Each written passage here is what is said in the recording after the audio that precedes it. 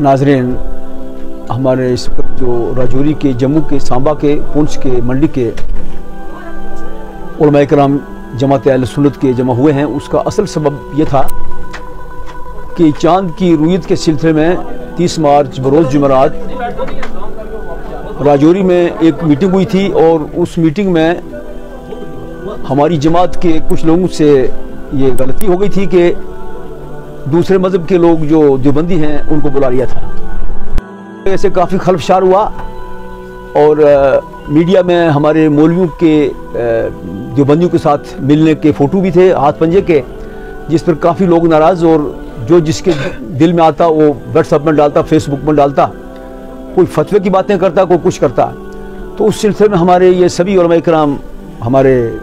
खतीब गुलाम रसूल साहब और हज़रत मौलाना गुलाम मोहिउद्दीन साहब, फ़ारूक साहब राजौरी और पुंछ वाले मौलाना फ़ारूक साहब और हमारे इमाम साहब मौलवी मजीद साहब, मौलवी सरफराज साहब, अब्दुल रज़ाक साहब, मुफ्ती शबीर साहब और दीगर जितने भी उलमा इकराम हैं, उन सब लोगों ने इस चीज़ को महसूस किया और यहाँ पहुँचने के बाद में इस चीज़ को महसूस किया कि हमने हमारी साहब में एक गलती से ये लोग बुला लिए गए थे जिनके साथ हमारा किसी किस्म का कोई मज़हब के लिहाज से कोई ताल्लुक़ नहीं। तो जो चाँद का मसला है वो जिस तरह हमारे बरेली में या दीगर हिंदुस्तान की रियासतों में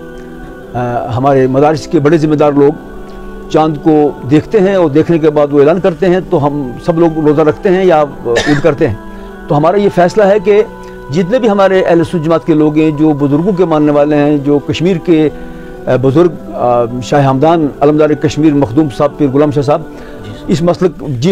मसलक में जितने लोग चलने वाले हैं, वो हमारी तंजीम अहले सुन्नत जमात अहले सुन्नत जिसका इजलास हो रहा है, उनका एक सदर होगा। हम उसको सदर मुंतखब करेंगे, फिर उसके जो शरीयत के ज़ाब्ते हैं कुरान हदीस के चाँद के बारे में, गवाही शहादत शरी, उसके बाद जो फ़ैसला वो करेगा उस पर हम अमल करेंगे, रोज़ा रखने का या ईद करने का। दूसरी रही ये बात कि